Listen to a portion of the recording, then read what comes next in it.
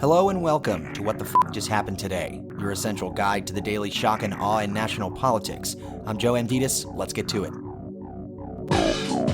It's Monday, November 8th, 2021. Welcome to day 293. The House committee investigating the January 6th attack on the Capitol issued subpoenas to 6 former Trump advisors, quote, tied to efforts to overturn the results of the 2020 election, end quote.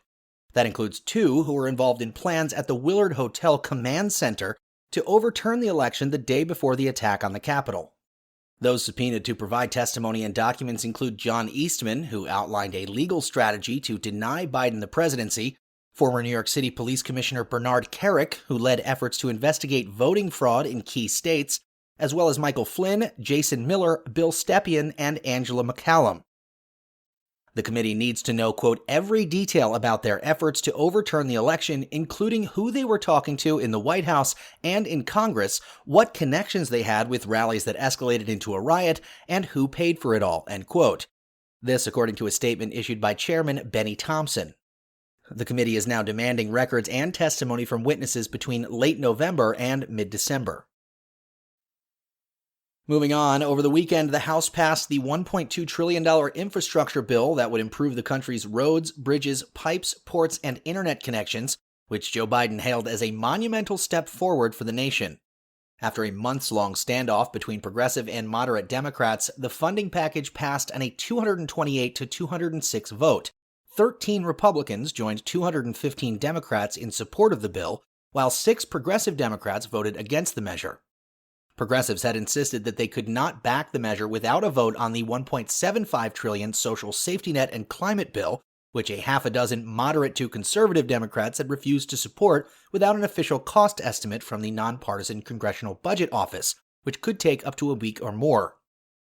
Progressives ultimately accepted a written commitment from the moderates saying that they would pass the social safety net and climate package when it comes up for a vote in mid-November, provided that the spending plan does not add to the deficit. Democrats are now aiming to vote on the safety net bill before Thanksgiving. Biden told reporters, finally Infrastructure Week. I'm so happy to say that, Infrastructure Week. Meanwhile, a federal court blocked the Biden administration's mandate that millions of workers in the United States get vaccinated against COVID-19 or be tested every week. Earlier in the week, the Biden administration set a January 4th deadline for companies with 100 or more employees to mandate vaccines or implement weekly testing of their workers. A 3-judge panel on the Fifth Circuit Court of Appeals said the suit filed by several Republican-led states, companies, and conservative religious groups, quote, give cause to believe there are grave statutory and constitutional issues with the mandate, end quote.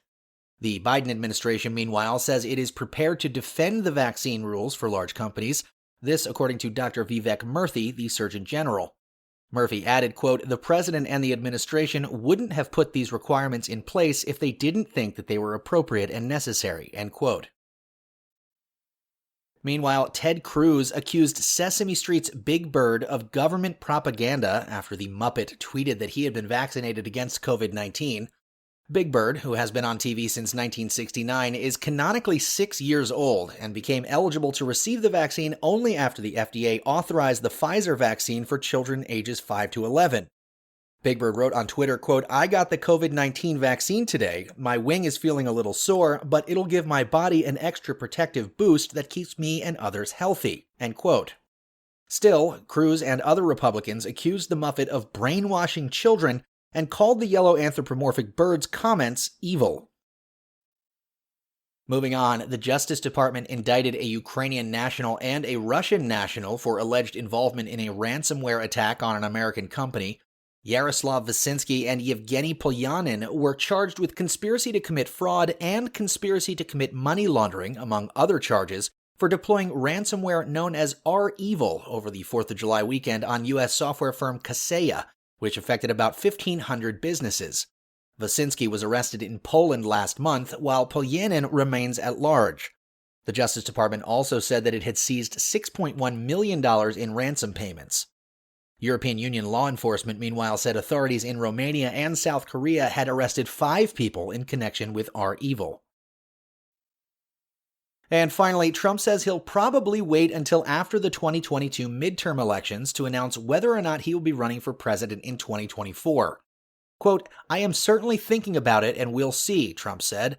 "I think a lot of people will be very happy, frankly, with the decision and probably will announce that after the midterms," end quote. As far as a potential running mate is concerned, Trump said, quote, "There are a lot of great people in the Republican Party," end quote, calling Florida Governor Ron DeSantis a good man.